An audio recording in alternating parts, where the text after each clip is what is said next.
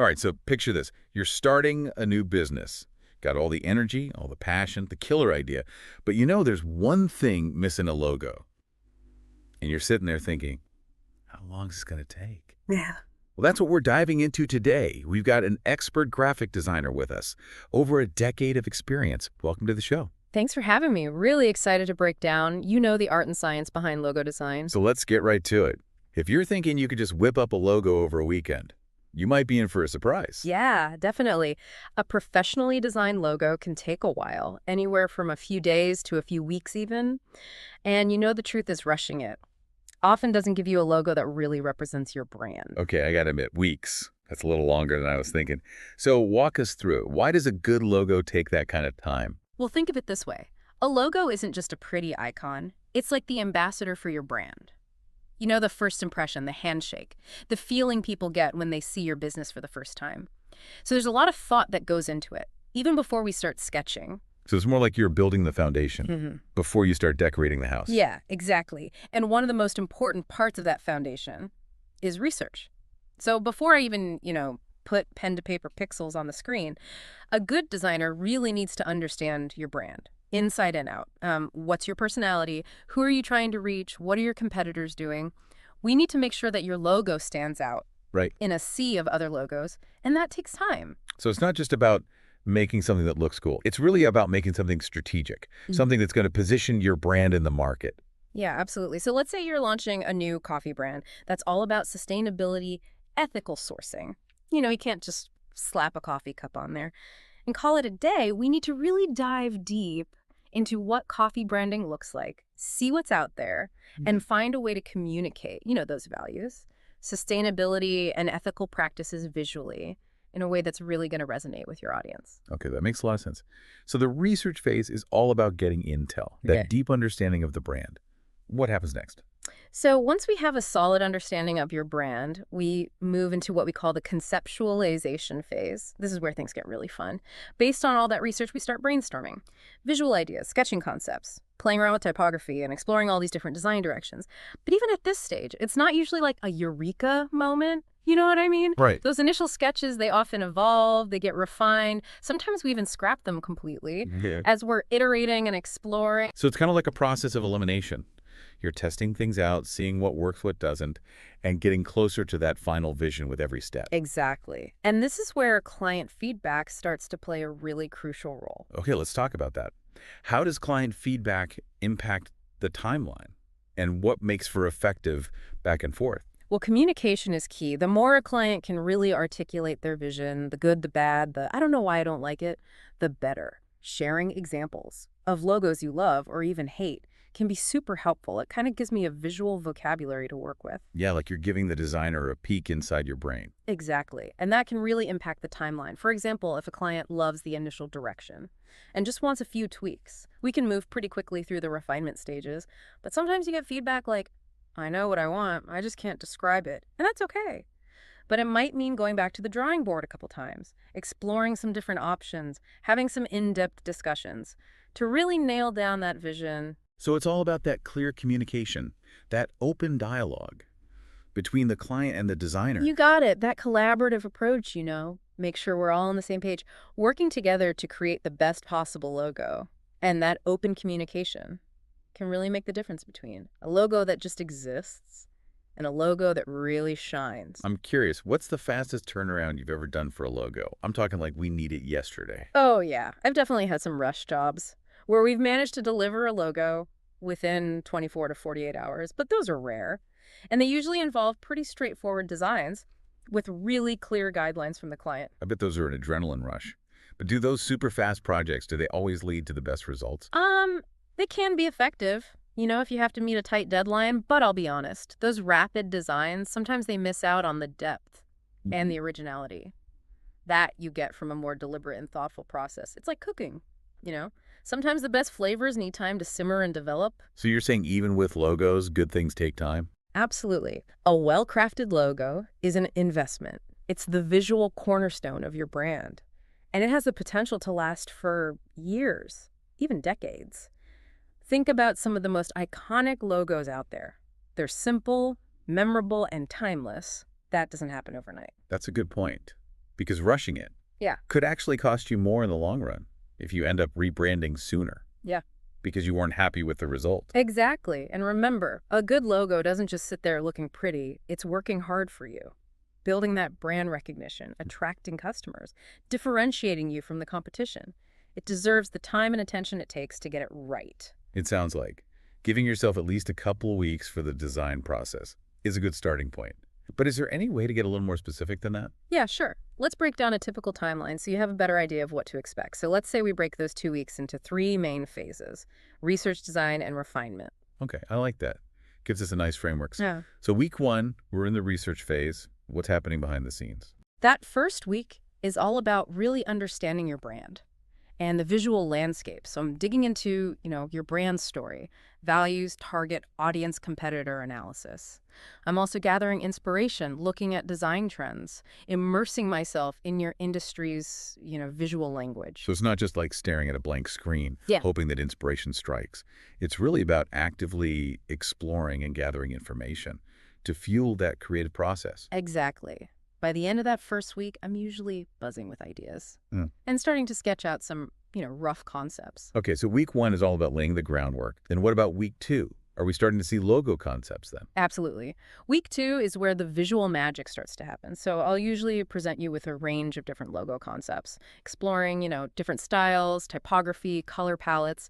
This is where we really start to see your brand come to life visually. So it's like a visual tasting menu, Yeah. giving the client a chance to, sample different flavors, see what resonates. I love that analogy. And just like with a tasting menu, some dishes will be a hit, some might need a little tweaking, and some might be a complete miss. And that's totally okay. The goal at this stage is to get your feedback, understand your preferences, and start to narrow down the direction we're heading in. And that's where that clear communication comes into play again. Absolutely. Your feedback during this stage is so valuable. Tell me what you love, what you don't love, what you're not sure about. Even if you can't articulate it perfectly, any feedback helps me refine those concepts and move closer to a design that really reflects your vision. So it's a true collaboration. You're bringing your design expertise, Yeah. the client's bringing their knowledge of their brand. Exactly. And by the end of week 2, we've usually narrowed it down to 1 or 2 strong contenders. Then we move into the final week. Okay, week 3, we're getting close to the finish line. What does this phase involve? Week 3 is all about refining and perfecting that chosen logo concept. So we'll work on fine-tuning the details, making sure that it's visually balanced, scalable across different platforms, and works well in both color and black and white. I never even thought about that. A logo needing to work in both color and black and white. Why is that so important? That's a great question. Think about all the different places your logo might end up. Your website, social media business cards, maybe even embroidered on a uniform. You want to make sure that it looks sharp and legible, no matter what, regardless of color limitations. That's a level of detail I wouldn't have even considered. So it's not just about aesthetic, it's about practicality and functionality. Exactly. A good logo needs to be versatile. And that's what this final week is all about, making sure that your logo is polished, professional, and ready to represent your brand. So at the end of those 3 weeks, what does the client walk away with? By the end of week 3, you'll have a finalized logo design in all the necessary file formats, ready to use across all your marketing materials. You'll also have a style guide that outlines how to use your logo correctly, ensuring brand consistency across the board. Okay, that's super helpful. So 2 to 3 weeks is a solid time frame to keep in mind.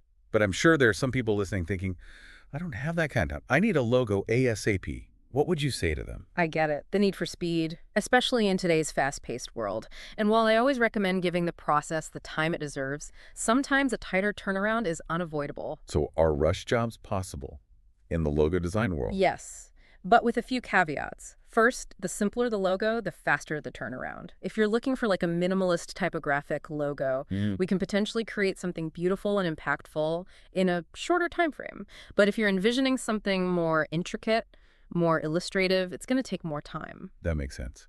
Are there any other factors that influence how quickly a logo can be designed? Absolutely. The biggest factor is the clarity of the client's vision. The more you know what you want, the smoother the process will be.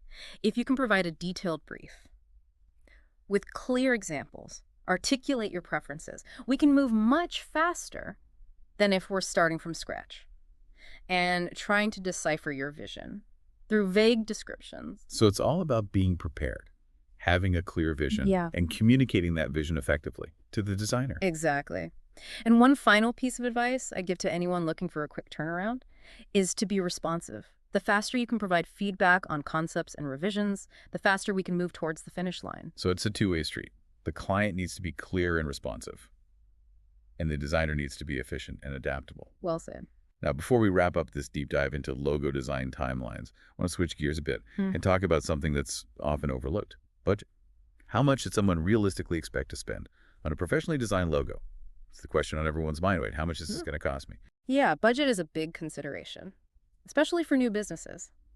The truth is, logo design pricing, it can really vary from a few $100s to several thousand. Wow. Okay, that's quite a range. What contributes to that difference? Experience is a big one. A designer with a proven track record, a portfolio full of successful brands, they're probably going to charge more than someone who's just starting out. And that's not just about years in the business, it's about the value they bring. So you're paying for their expertise, their creative problem-solving skills, their understanding of how a logo can really impact your brand. Exactly. Think of it as an investment, not just an expense. A strong logo can be a powerful asset for your business. Okay, so experience plays a role. What else should someone consider when they're thinking about logo design costs? The scope of the project. Are we talking about a simple logo for a small business?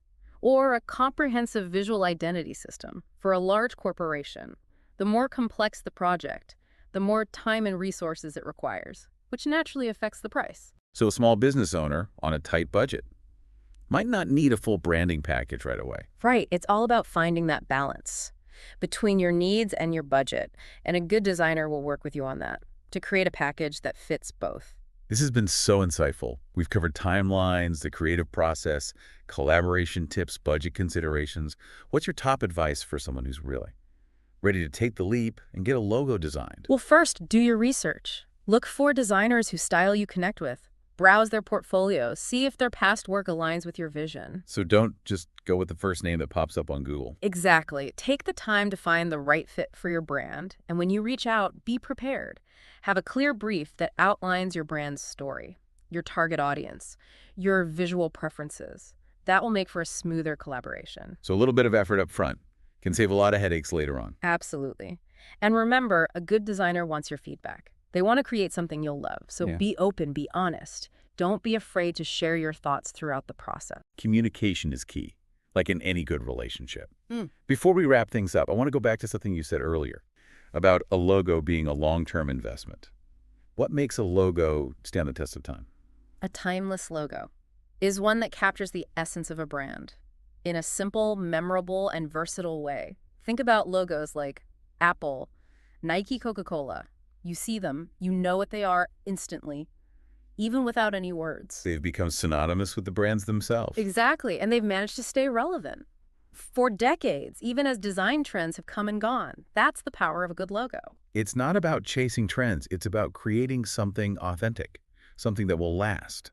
This has been such an eye-opening deep dive. We've learned that a professional logo, it's a journey, not a sprint. Yeah. It takes time, research, collaboration, and a little bit of that creative magic. Well said. I hope our listeners feel ready to start their own logo design adventures. And speaking of adventures, I want to leave our listeners with one final thought.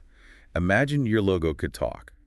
What story would it tell about your brand? That's a great question. It really gets to the heart of what a logo is. It's more than just a pretty picture. It's a story waiting to be told. And on that note, we'll let our listeners continue their logo journeys. A huge thank you to you for joining us today. It's been a pleasure. Thanks for having me. I've enjoyed the conversation. And to all our listeners out there, thanks for joining us for this deep dive into the world of logo design timelines. Until next time, keep exploring, keep creating, and keep those creative gears turning.